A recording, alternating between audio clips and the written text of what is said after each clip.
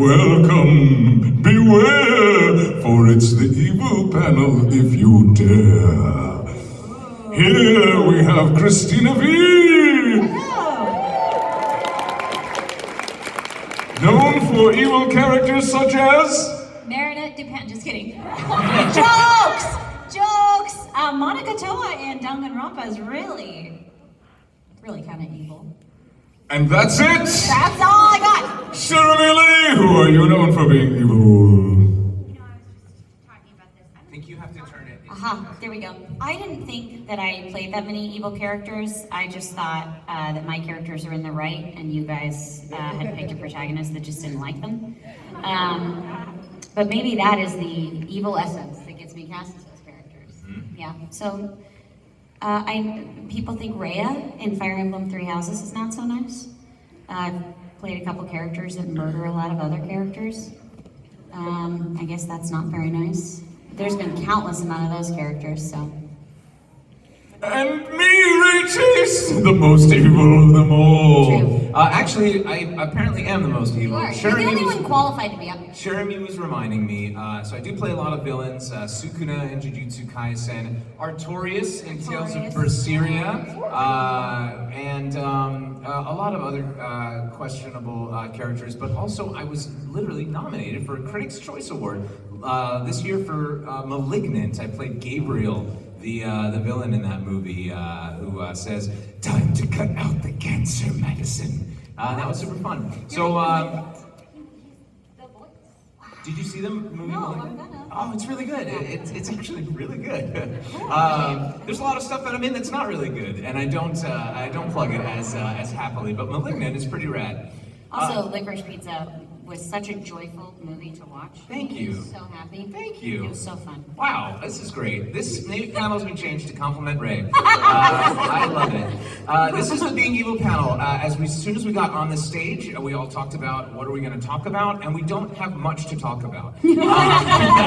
I guess one of the things about being evil or playing evil characters is that we all went to acting school. You're playing the characters' tactics and their objectives, which are either you're a hero or a villain. Your tactics and objectives are always going to be the same. Yeah. You're just in misalignment with whatever the hero. You're acting in opposition, but it doesn't change your techniques. Yeah, it depends on the lens of which the story is told. A perfect example would be the Wicked Witch of the West versus Dorothy and the Wizard of Oz, and you can also revisit the story from Wicked, and the Wicked Witch of the West is now the hero.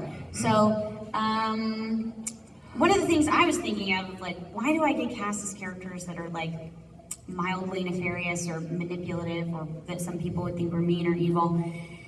And I was like, I think it's a lot of pent up energy, or you could rationalize that energy as anxious energy, or as power, or as a need for control. So it takes a lot of energy to be an evil character, because you have to be very strong in your convictions and very strong in what you're doing, and that can be misrepresented. It could actually be anxiety, it could be a lot of insecurity. It's just a very, very strong emotion and energy that you have channeled into something. Usually in a classic story, the villain is the prime mover of it. The villain moves first and the hero reacts to them. Mm-hmm. So the villain usually comes with a lot more energy of finally time to kill people. Yeah. And the hero says, "You stop that, man, bad man." And that's usually how it goes. I remember. Unless you're in Well, I don't know. Titans come in with a lot of power in the beginning, so you got to react with a lot of power. Equal or greater force to combat that. I remember 2 more villains I played. Yeah, that's going to be this whole 2 more villains from Cristina V. The first one is Elsa from ReZero. Do you guys know that one? Yeah. She likes, and I almost fainted recording it, because she's always talking about people's guts. Sorry, she says bowels, and I think that's a weird word. It is a weird word, right? Yeah, it is a weird word. And then also Mosquito Girl from One Punch Man. Oh, the one who could defeat Saitama. Yeah. Amazing. Oh, yeah, someone told me that Elena Gray from Magia was a villain, and I was like, again, I see the story differently. So this is just going to be the whole panel, is me rationalizing why my villain was right. You guys know villains we haven't talked about? Can you tell us? Like, well, I want to know about. But yeah, if you guys have any questions, it doesn't have to be villain related. It can be about So like now- the process of creating. I don't know. The panel is now over, and I'm going to start over again, and we're going to talk about the roles that we're really known for. Okay, Starting sure, with sure, Cristina, sure. what are you known for? I'm known for, oh God, Killua in Hunter x Hunter. See, there's an example. He kills many people in that show. They cheer. He's got Kill in his name. Killua. He like rips out somebody's heart, and everyone's like, yes. Again, it's just a matter of perspective. Just If the person, perspective. if the story was told from the perspective of the family that got the heart ripped out, they'd be like, that character's the worst. Bad boy. Yeah. I'm also Marinette Dupain and Ladybug. You're not going to rationalize that one as being a villain, but you can try. I mean, she has gotten some people akumatized on many occasions, all right. actually. What else have I done? Sailor Mars! I always say Sailor Moon out. I'll stop there. I play, we'll start with A. Asuna in Sword Art Online. Lucy in Fairy Tale. I will not forget Sailor Venus and Sailor Moon, because usually she does get forgotten. And I just did a panel with Sarata in Boruto. So those, I guess video game characters. I play female B in Cyberpunk 2077. I play A2 in Nier, which a lot of people think she's a villain. I think she's had a rough life. Rhea in Fire Emblem Three Houses. I play the Imagined in Fortnite. And those are all the ones I can think of right now. Those are all of our roles. My name is Ray Chase. You might know me as the voice of Noctis. Where you at? They're over there from Final Fantasy 15. I play Nier in Nier. I play Roy from Fire Emblem. Tengen Uzui in Demon Slayer. Bruno Bucciarati from JoJo's Bizarre Adventure. And Master of Masters from Kingdom Hearts. Oh, he's a villain. Yeah, okay, there we go. Panel's back on. Master. So, that is who we are. We're known for other things that we always seem to forget at these panels. So please, we apparently have a microphone for you guys. If you have questions for us, you can walk up to this microphone, or you can raise your hands right here. What do you guys think? I thought of another villain kind of. Yes, another villain! Verostica Mayday from Hell of a Boss? Yeah. I mean, I don't know, she doesn't kill anybody. Maybe she does. She's a succubus. But he cheated on her. Look, I don't like him anyway. I killed a girl that was my best friend on an episode of Bones. It's a spoiler alert, but it's been around. I did it like 10 years ago. So, but she lied to me. So there you go. You know, that's going to be on the list. Yeah. If you guys have questions, come on up. If not, we'll stare at you for 5 minutes. Guys, it's so cold here. I just want to let you know. I love it, actually. We don't ever get to wear coats in LA, and it's been really lovely. Oh my gosh, I would love to wear coats all the time. I know I get tired of it, but it's great. Excellent work, Sukunas. Number 1. What question do you have? You play Susanoo in Blaze Blue. Susanoo, yeah. Other characters that start with Sue, yes. I just wanted to know, you went for a particularly deep tone, raspy tone for that. How much did that hurt your throat afterwards? Susanoo from Blaze Blue is it's a fighting game, and he's like a real bad god guy who's always talking about how he's I am the god of the immortals! Ah! and he absolutely, they call it a throat ripper. I was gonna say But I do a lot of characters like that, and that doesn't hurt my throat as much as you might think. So that was I think I did that in 2 4-hour sessions, and I was able to sleep it off the next day, so it wasn't so bad. It's the 8-hour sessions that really get to you, and you have to do that for a whole day or something like that. Gabriel from Malignant was a 10-hour day. That was a long one. But Susanoo he was very high energy. It's the breathing that's the hardest part about that kind of stuff. If you're Always yelling! it's really tough. Thanks for your question. Thank you. I guess I remembered another villain. Another villain enters the chamber. Well, you guys killed me a lot because I was a problem in The Last of Us 2. Also, the Threadripper sessions that we did.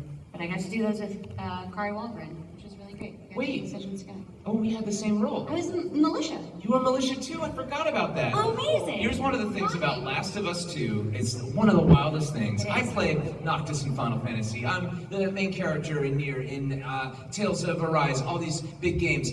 I have never had more sessions than playing enemies in Last of Us Part 2. We went in maybe 30 times for that game. Yep. We had to do, there were 8 of us. We had to do every single thing that you could possibly do in the game, every location that you could possibly hide, every level of projection for every single one of those, so that we could say things like, "Hey, Mateo, she's under the bus." Yes. What was the other? There was another name that I was like. Jorge was always. Jorge. Yeah. But Mateo, I don't know. And there's a Mateo in Cyberpunk. I don't know what it is, but we were noticing that there were certain names that we emotionally just felt more. Yes, we cared more about. That we cared more about. Yeah. Kim.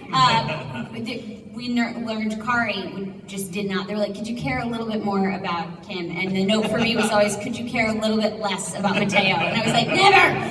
It was wild because they had to do this fine line because it was wild technology that all of our lines were chopped up, which was name of thing, what they're doing, and where the player is, and you had to do it so that they could put all of those things in a row and sound like a sentence at different levels of intensity. So some of them was they just killed your dog, and you have to say that, and then they didn't kill your dog, and you have to say that. Or it they was shoved wild. you. And we also got to gargle with water while getting our throat slit. It was insane. Yeah, I got filmed for that. Yeah. So yeah, villains, more villains. They're popping up everywhere. We just forget how many horrible things we've done in the Go You for it. leave and say, I'm going to block that out. That was really bad. Hey, so I'm always interested in hearing, like back in the before times when you actually had to audition in person. Yes. Instead of just sending in an MP3. Sure. I love hearing like audition horror stories. Like anytime maybe you went in for a villain specifically or anybody else, and you took it to like a 4 or 5, and they're like, we really need like a 1, or a 2. I have an audition horror story, and it starts out with me finding out I got an audition when I had flown back to Texas, and the audition was the next day. And the beginning of this horror story is now I have to buy a flight to get back because they can't reschedule, and my agent was like, no, you have to be there. So what it was for? Yeah, it was for Bones. So then I have to get to the 405 because this is recording at the Fox lot. I was stuck on the 405 and I was 45 minutes late for my audition. Not a great start. I was very anxious and I was terrified for being late that I was running as fast as I could around the Fox lot, which is very easy to get lost on a lot. I finally found where I was supposed to be. By this point, it's an hour. And I tripped going up the stairs, face planted in a skirt, so I was bleeding, and go into the audition, and I said, I'm so sorry, I'm very late. They're like, it's fine, just take your time. And then I see all these other girls in the waiting room who had not had the day that I had had, and they looked camera perfect. And most of them were on TV shows at the time. And so then it's finally my turn to go in and read, and I have to do this really emotional scene, and I was so angry, no tears or remorse would come in this audition. So I started acting and faking it, and the director was Chad Lowe. He's there with the producers, and of course, Chad Lowe. Chad. Great, wonderful guy. And he's like, look, you don't need to push it. If you don't have it today, you don't have it today. And I was like, I'll try. And I was like willing myself. Get your anger out of the way and just cry. This is the worst day of your life. Just cry. And did it again. I was like, I don't have it today. I'm so sorry. And I got back in the car, and then I cried. And then I had to race back to the airport to go back to Dallas for the premiere of the film that I was initially in Dallas for. I got off the plane, and my agent called and was like, so you booked it? And I said, what? She was like, you booked it. And I said, no, I booked what? She was like, Bones. And I said, they've made a mistake. And she was like, no, they called immediately after you left and they were like, that's our girl. They believed that I could kill a person. So that's my horror story, and then people go, I've had the worst day ever. I'm like, use it. Because I did not use it, and I still looked dropped. And it was that, I think it was that like anxious energy of like me being like, get your life together, Cherami, that they're like, yeah, that's somebody who could kill somebody in a fit of rage. She's got it. So when I got to set, they're like, yeah, it was that perfectionist quality about you that we were like, yeah, if she snapped, this could be terrible. And I was like, right. So the whole audition horror story from start to finish, and I booked the job in between, and then I was like, how am I going to be able to do the job, the one requirement you're supposed to do in the audition to show them, see, I could do this, and I couldn't do it. So the whole experience was so stressful, but it actually ended up being the most rewarding, because once I got to set, I was like, you just got to give up. You just really... because trying so hard is not helping. And that was the only way that this scene worked, is when I gave up. But yeah, it was a horror story from start to finish. You heard it here first. If you want to get started in acting, give up.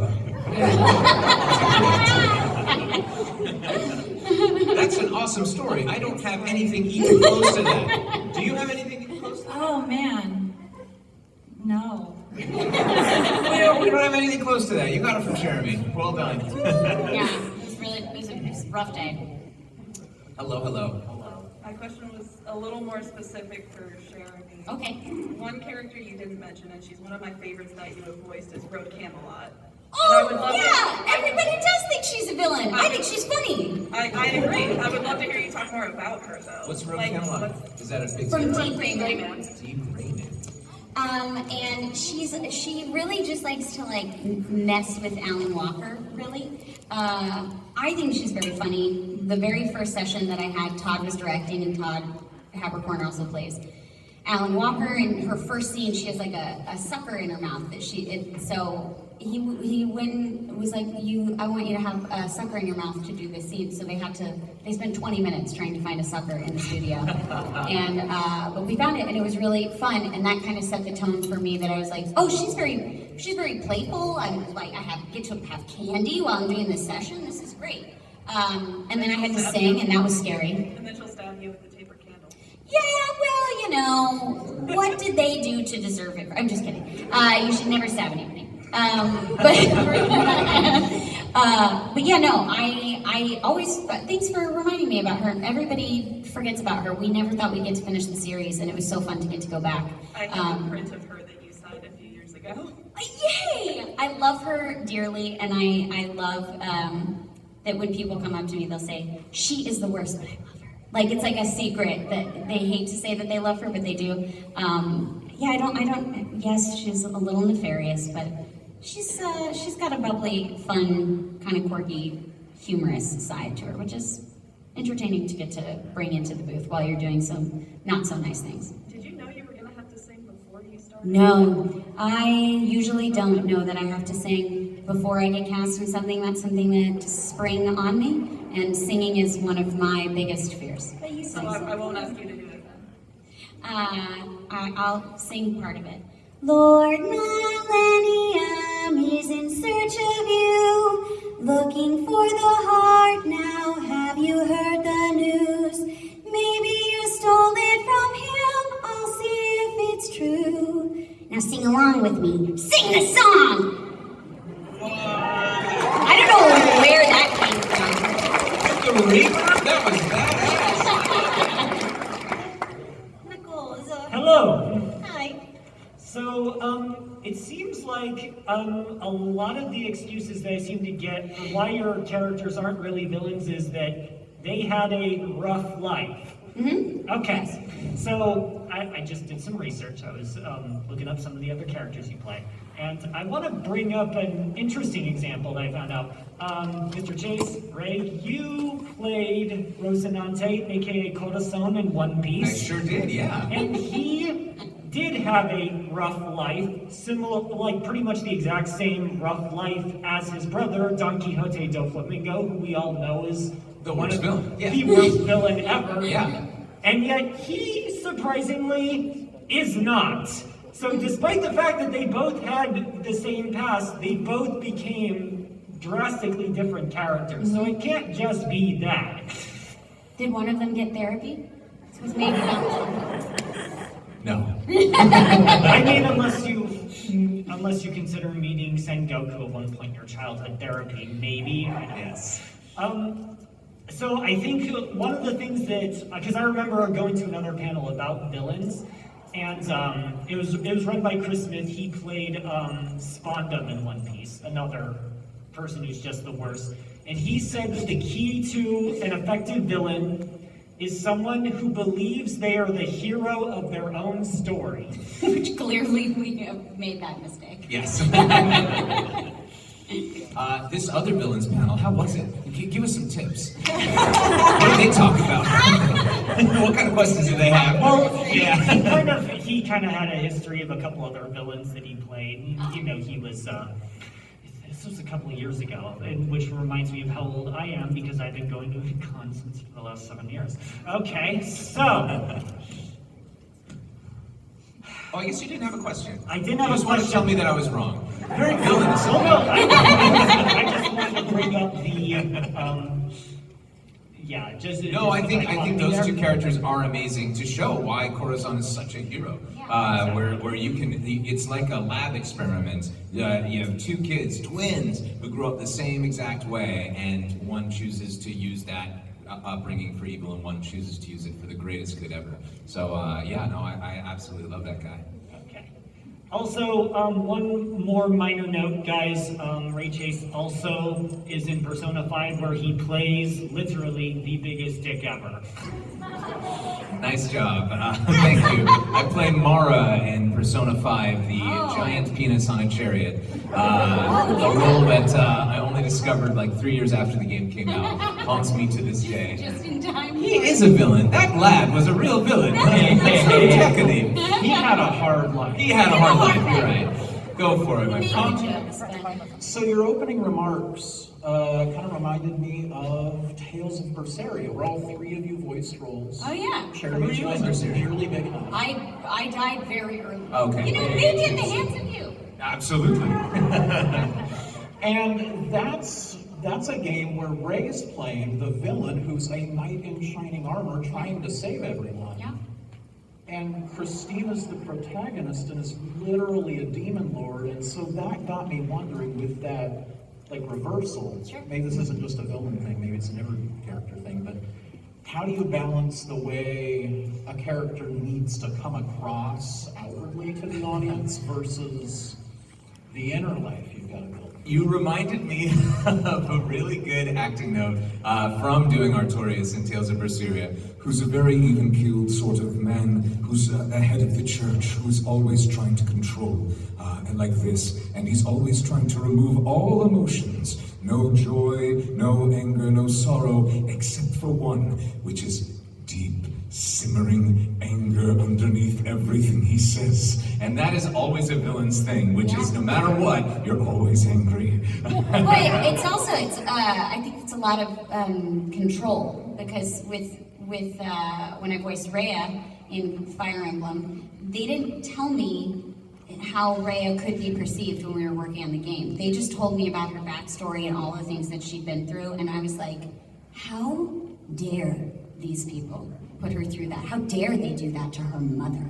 And so anytime she had to you always have to figure out what is this character fighting for. And for Rhea, it was always the through line of, I love my mother. What are they, and people go well, who do they want to take down? No, love is always a stronger choice. So who do they love? What do they love? What are they wanting to bring to the world? Because they have to fight for something so strong that it would be able to be compelling for the X amount of hours that you play the game.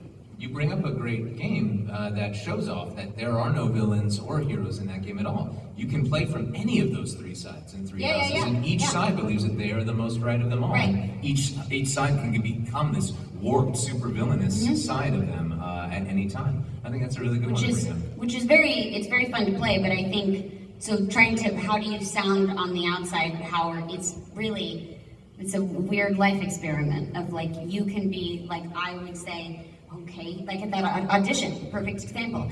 I'm trying so hard to be good and get the job and show that I'm easy to work with, but I'm late and that sucks. And so all of that anxious energy was perceived as like, she could snap at any moment and this is gonna be a mess, when it was actually me trying so hard to be good. So when you're trying as a character and you're creating this character, it's like, what do I love and I'm fighting for this? What do I have to do to convince them that I'm right so that my objective is what wins over? But that can be perceived as like, they are unhinged. And it's all, usually we get into the backstory of like, we say they've had a hard life, but how does their trauma influence, like people will say Dark Rhea, like, oh, she's brutal. Dark Rhea is in a lot of pain. When I'm playing the character, I'm not trying to be evil or vindictive or awful. I'm like trying to hold on to hope because there isn't any, because I'm so broken and sad. So it's just really how it's perceived by the player versus, I don't think any of us, when we play those characters, we're like,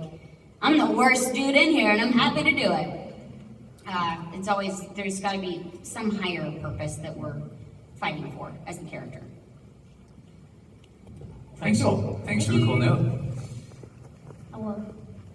Hello. Hi. Do you guys have a preference for playing protagonist or antagonist, and why? I like the ones with more lines. Because I get more money. I thought you were gonna say because I get to know them better and I hear the story. More sessions, more money, baby. I like the ones that are more complicated and like messy. That like it's not just like, I mean, it's fun to get to play like the character that like everything's great, but like that's not really that interesting. Whereas if somebody's like trying to fight through that everything's great, but inside they're like, you know, I've got a demon trying to eat my soul. Like that's more interesting. It's more fun to Sometimes play. literally. I mean, yeah, a little bit. I thought of another one. We have another villain! Cristina V. Homer Kemi. At the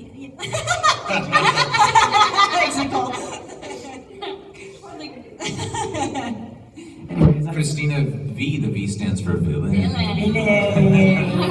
Also, yeah, when you play a protagonist, especially in like a JRPG, they're just kind of they're a lot of times a blank slate for the player to identify with themselves. They can say, "Oh, I'm playing as this guy. This is the rock that I can cling to." Because if they start getting too pointy and spiky, you stop identifying with them as much. That spike might not be your spike, and you go, "Oh, I don't really agree with them." So sometimes the heroes can be a little more bland than the villains, and so in that way, the villains can be a lot more fun. Yeah. Also, Ray, could I get a my rival as Sobnok from Irma? My rival!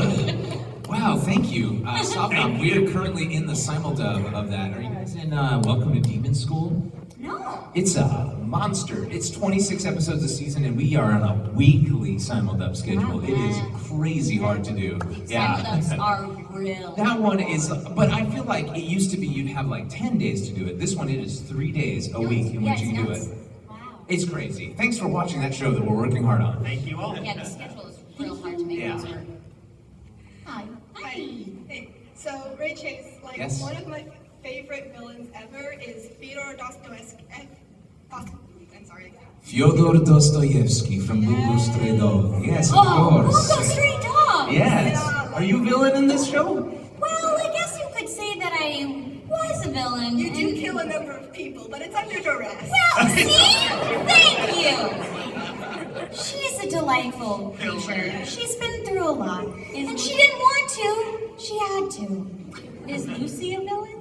I mean, no, but you were in the Guild, which is kind of an antagonist for one of the seasons, but I don't consider you a villain in that. I was trying to kill someone, wasn't I? I failed. Attempted villain.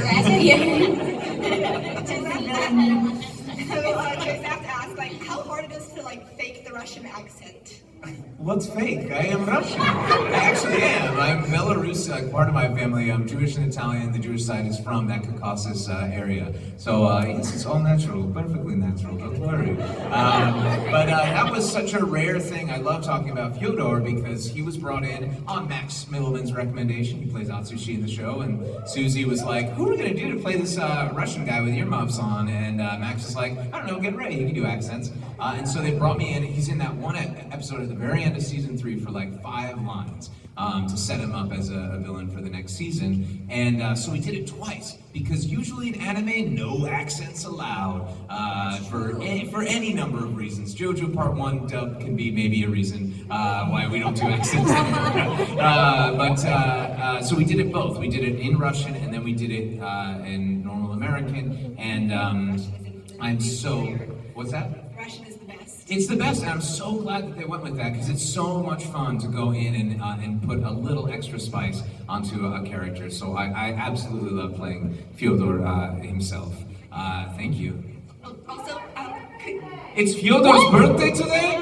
Happy birthday to me. I hope you all brought me apples. could you say every city has its rats begging for a morsel of cheese? Every city has its rats begging for a morsel of cheese. Yeah. Thank you. Wow. Hello. I gotta just real quick comment.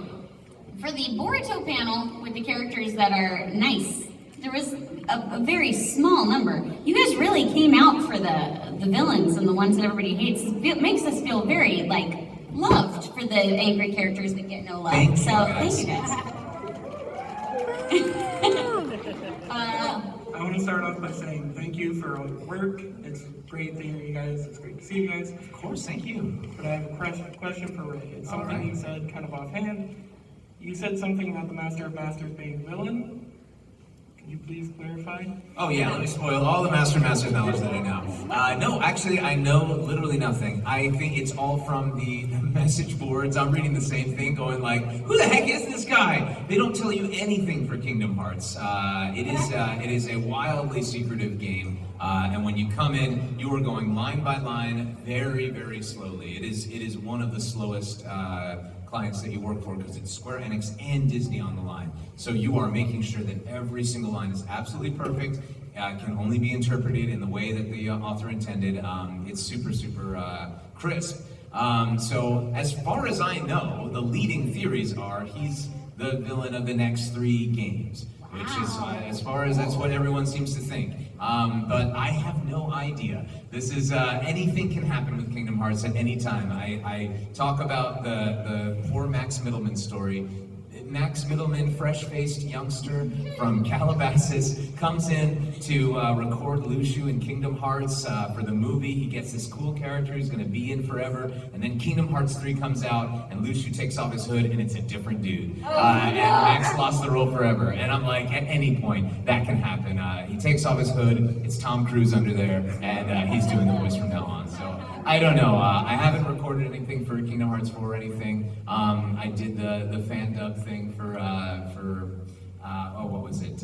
Dark Road or one of those games. I love being Master of Masters because he's one of the few characters I do who's my own voice. I don't do anything for him. I just have a snarky, sarcastic kind of voice that works. Could be ambiguously evil. That's the way I like to be. So thanks for the question, yeah. Thank you. Can I get a may your heart be your guiding key? All these rats in the sewers want the morsel of cheese. May your heart be your guiding key.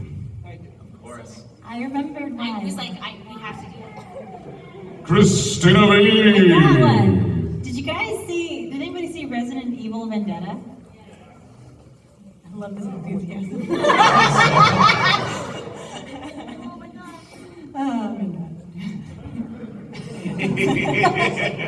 Her name is Maria Gomez.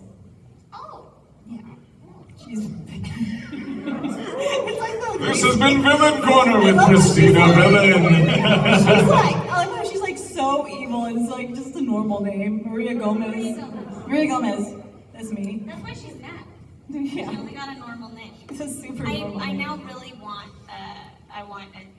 a YouTube series, villain corner with Cristina B, and it's you. Just like remembering. Oh, Remembering. that's right. In front of a fireplace, like curled up. So you remember. Sorry, I didn't see you there. Just pondering all the villains I played.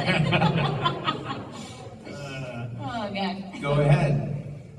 Yeah, do any of y'all have any like villainous role models or just going about your daily life?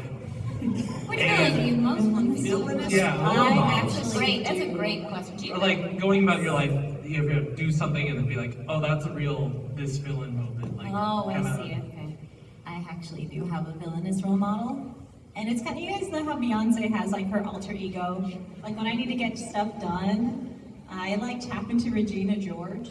That's the only way I can have any ounce of like boundaries or like telling people what to do. do you tell you like, look, Regina, you can come out now. You can take over. Like Regina, do it, and then I'll sing like her song from the musical version because I'm that kind of. Thank you. It's a great. Did we just see that? We saw it together. Yeah. And I saw Gosh, it that was together. so many years ago. What a weird world. Sorry. No, that's it. It's great. Do you have a villainous?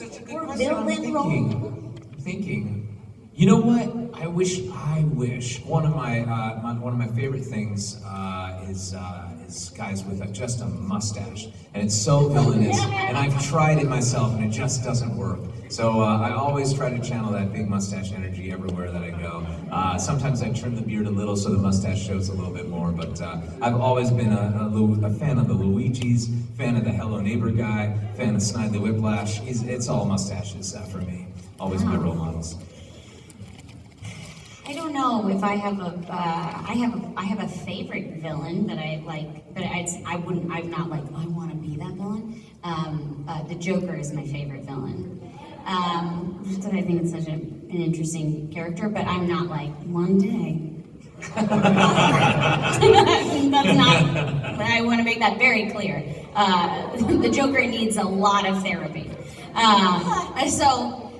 I think it's a great character. As far as like, have I ever done things or said things, then I'll be like, no, that's very, no, but I have, there have been a couple of times when we've been recording Cyberpunk as female V, and there's been a couple of times where V will say things that are not the nicest, and it's really fun to get to say those things because I, as Cherami, would not say those things because I value human beings and I don't want to hurt their feelings, and I also do not want to get punched in the face, which would be deserving with some of the things that I say.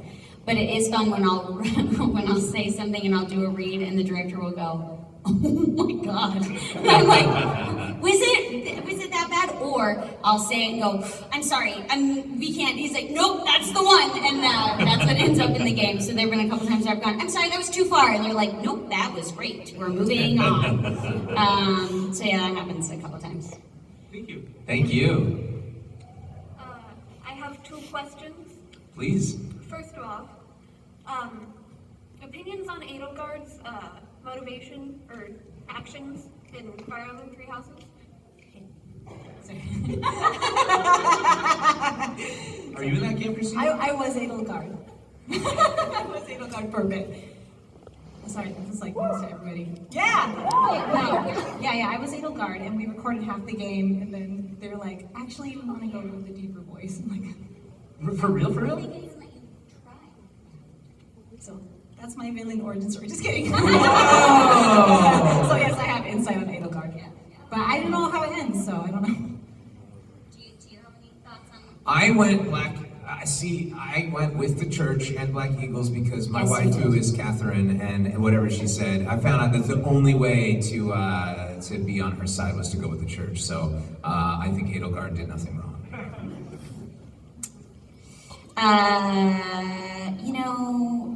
Edelgard did what she felt she had to do, and Rhea does what Rhea feels Rhea has to do. So, I think Edelgard's a very cool character, and I like her a lot. And if I can't pick Rhea as my favorite character, I think probably Edelgard would be my favorite character. But they don't always see eye to eye, and I gotta side with Rhea. I don't want to die. Fair. She is a giant.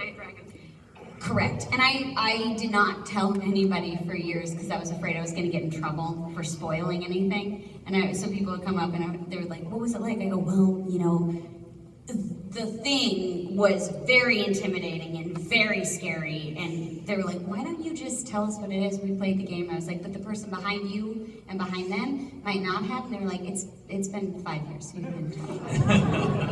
I'm just so scared to upset Also, anybody. it's a Fire Emblem game. There's always a lady who turns to a giant dragon. That is like always. It's just never me. What is your second question? If I were to email you for a school project because I want to get an A, would you answer me? I mean, I think so. Yeah, I think we can do that. I don't know. If you go to raychase.com, it's I've got an email there that you can email anytime. Okay, cool. Thank you. Yeah. Hello, hello. I wanted to kind of expand on an earlier asked question about roles that are fun, specifically for villains. Do you guys find that like villains who are unapologetically evil, or the ones who think that they're right, are more fun between the two? It's what is more fun, being a villain who's unapologetically evil, or just thinks that they're right? Like Artorias thinks that he's right, that he's doing the right thing. Oh, but he's not exulting in the murder. Like Sukuna loves babies. He's like, give me another baby to eat, baby.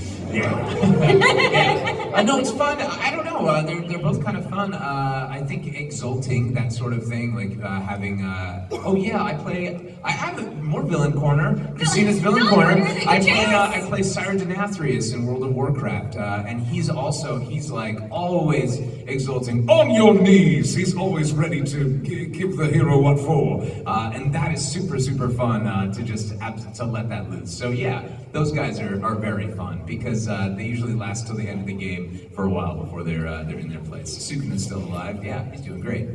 I think that in our industry, I don't know, I might just be speaking for myself, but so much of the time, you kind of are like, when I was growing up, they would say, you want to be kind of malleable. You don't want to come in with like too many choices, and you want to be able to work with everybody and take notes and kind of change things around. So sometimes you don't really get to have as much confidence as you're kind of figuring out what the character sounds like. So to play a character that comes in and is very unapologetic and is like, I am who I am. You either like me or you don't. I don't really care. That's really liberating to play when you work in a profession where so much of the time it's like, oh, you did not like what I did? How can I change that for you? Because I would like to get this job. So kind of coming in unapologetic without caring is really fun, and it's very empowering. Yes. This is Ben Villain Corner. Thank you.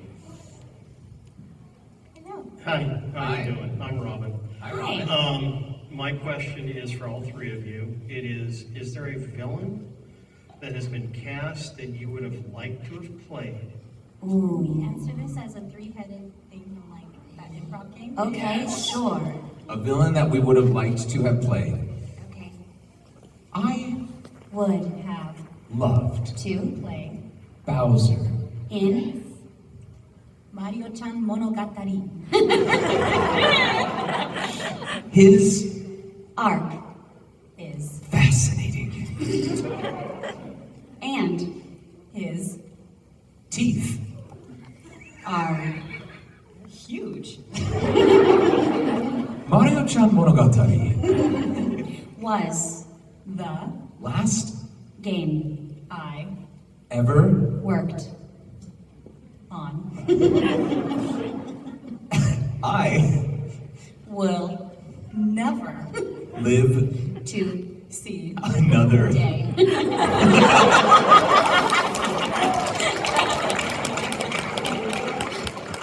Wonderful. Thank you. Thank you. Hello. Hello. Hi. This is for all three of you. Out of all the villain characters that you voiced, which was the most cathartic as far as their story development?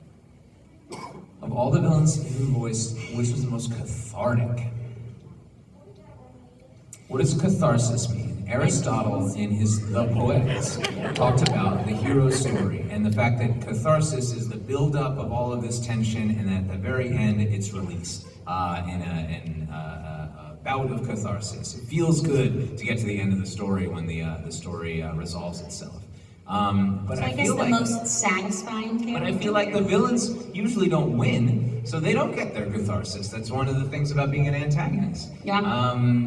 So I don't know. Who's been cathartic? I will say, when I play, and this is true for like a lot of the characters that I play, but usually when I play a character that has a lot of darker stuff going on, which is why I like to play these characters, be they a villain or a hero or otherwise, that's usually when I learn the most about myself. So playing those characters that are emotionally really deep and have dealt with some things, when I have to tap into that, and then when I leave the booth, I will be left with some residual stuff. If there's a scene that really hit me, or there was a line that I really said where I was like, man, that really rings true, then I have to like sit with that and like learn more about myself, things that I need to work on. And so sometimes I'll leave the session and I'll journal about a character and get stuff out, which is very helpful. Those characters end up being very cathartic for me.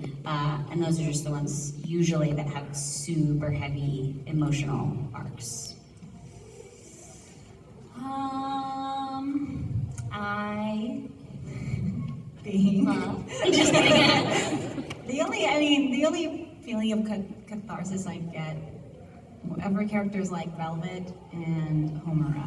They're kind of more anti-heroes and villains.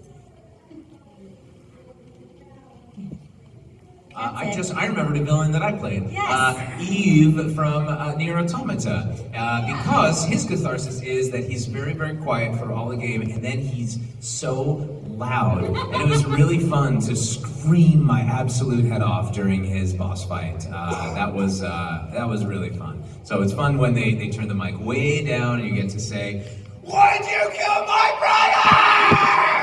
brother?" It's very fun. Fair. So yeah, there's catharsis for you. Oh, I played, well, I don't know if she's, yeah, she's a villain. Iris Heart in the Neptunia series. Maybe she's not a villain, but she's very aggressive.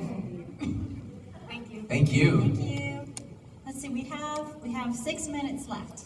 Could I ask 2 questions? Yes. We'll get through everyone in line. Yeah. For High Score Girl, Miss Goda, where she says no more games, would she be considered a villain? Oh, yeah, totally. She's so cool. Also, had really crazy teeth. Funny that we mentioned that for the bouncer thing. Yeah, she's so cool. And also very mean. And the villains you voiced, which villain would you want to see have a spin-off series? Villain spin-off series. Oh my gosh. Mosquito Girl needs another hooray. Yeah. People have said that Malignant ending is set up perfectly for a sequel where they're fighting each other for control of the body, because he gives her superpowers, and it would be cool to see like what would it be like when she's like fighting for control of that body. It'd be awesome.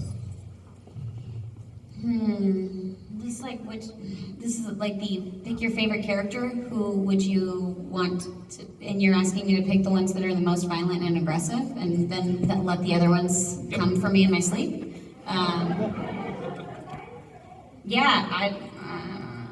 Well, one can turn into a dragon. Rhea. Thank you. Thank you. Is this Marianne? Yes. Looking awesome. Hi. Hello. I'm curious about characters that can be portrayed as heroes or villains in their media. If you guys prefer playing the hero side or the villain side. Wait, what was the first part? If they can be played as both a hero and like I guess if it's a game that has multiple paths, they can be hero or a so villain. the You prefer the subway announcer in Persona 5 could go either way, as a hero or a villain. Which route do you? Absolutely. No, yeah, I always play him as total chaotic neutral all the way.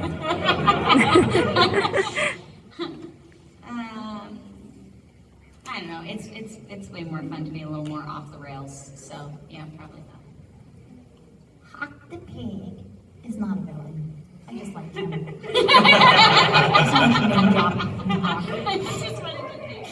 Hilarious. Sorry. Don't eat him, please. And can I also get a give me back my mother? Give me back my mother! Wow. I thought it was my line, Eve, why'd you kill my brother, that she said. What was your line from? I mean, I feel like that's from Fire Emblem Three Houses. It's right. Hilarious. Wow, that's amazing. So that's what an origin story is. Somebody that you Give care me back about. my something. Give me back my sandwich. Hello. Hi. I just want to give you a soundtrack to my adulthood. Oh, wonderful. Wow. Whenever you're playing a normal character, they're usually aggressive and loud. But what if you had to play like a more manipulative character, like Other Mother from Coraline? How do you bring that down to where you're more believable? How do you dial down the aggression? So that they're a little bit more How do you simmer? manipulative. Yeah. That they're not as like outwardly. The secret dial in my armpit. Manipulative activated. That was I don't know, yeah, it's just being more, it's again, actor's toolkit stuff. It's just like, you know, you're either playing your objectives super openly and going directly for them. I want to walk through that door and I'll do anything that it takes to get through and it'll be super crazy, or you pretend that you have a lot of obstacles in the way and you have to use a lot of tactics to get around, which will just change up your energy. It's all just plain pretend at the end. Yeah, it's also the writing too. True, yeah. And what the creators of the show and we as the actors of the show and the director have decided this character is comfortable getting what they want. Are they somebody who uses violence? Are they somebody that uses manipulation? Are they someone that uses sexuality? Like there's all these different tools and tactics to get what they want. So what has been dictated? I had an acting teacher once that would say, you know, for theater, it's got to be a little bit bigger because you've got to reach the people in the back of the house. For film, it's just got to be in the eyes. You don't want to telegraph too much. For voice, it's all right here, so there's going to be nuance in the voice. And they would say, like, if it was too big, she'd say, veil it. This is great for stage, but you need to veil it. So, like, keep all of the intent that would be there for a theatrical show, but you've got to pare it down to where your audience would be and how they're receiving the story. So if it's a microphone, it's going to be much different than it would be for a stage show, or if it's a comedy, it's going to be much more different than it would be for a drama. So if you're playing a manipulative character on like a show that's on Disney Junior or Disney Channel that's for kids 10 to 14, it's going to be very different than if it's a manipulative character in a video game that's marketed for people that are much older. So it's just kind of figuring out the tone and how you can best serve the story. Remaining true to the character. Thank you. Thank you. You said 6 minutes a while ago. You sure you got time? We got time for you last two. Yeah. All right. Yeah. So, going back to Tales of Berseria for a minute, this is a question directed first at Mr. Chase and then everyone. So, one of my favorite scenes is like at the very end when Velvet finally answers the question to why do birds fly? Yeah. And then Artorias hears the answer, and you like mentioned this earlier, where it's like calm and collected, but the underlying anchor, like, I love that scene so much because you can tell he's just losing. He's so pissed. Yeah, he's hilarious. Why the answer? That was my question that no one knew the answer to. Damn you, Velvet! So the question is, do you have a mindset when you, for villains like third act breakdown, like a game plan or like a mindset for going into voicing? Well, yeah, I guess at the third act, the gloves are off, the stakes are high, we're running out of time. And so, yeah, it's usually that something, you're up against some sort of wall. So you have to let the gloves off. At that point, they have to fight. There's no other way out of this. He can't just send more henchmen to go try to fight Velvet. He has to do it himself and roll up his sleeves. So usually that's enough. Just to know that your back is against the wall, you have to bring that energy to it. Yeah, absolutely. Yeah. She was the hero. But I guess also you're... Well, I mean, just the question for plans for going, like playing a villain. Yeah. Like having an idea for like when the breakdown happens, or like for like beginning or preparing to voice that. Oh my goodness. Well, here's the thing. We rarely get to see the script ahead of time, so I don't know what's going to happen. So I just reach deep inside and find the Angie. Let it all out. Yeah, I've done obviously a lot of traditional theater classes where you would break down and write down and analyze the scene, and that's helpful. But for me, when I'm acting out a story, I will read the script and just see like how it emotionally hits me. And so when I know that I'm working through these moments and I'm reading the script and I see what the other character is saying and I know what I've gone through from that point, it just is very intuitive. And then you've got the director there and the writer there to kind of like guide you along the way of like, we can't really reveal that much. But yeah, like he said, when the stakes are high and you've been through all that you've been through, yeah, they're frustrated. So it's not really something that you go, okay, I need to give a little bit more. It's just sort of like an intuitive storytelling thing that you know, this is my role in the story. This is what I have to do to push the story along, and you just kind of feel it, I guess. Thank you very much. Thank you. Thank you. Last question.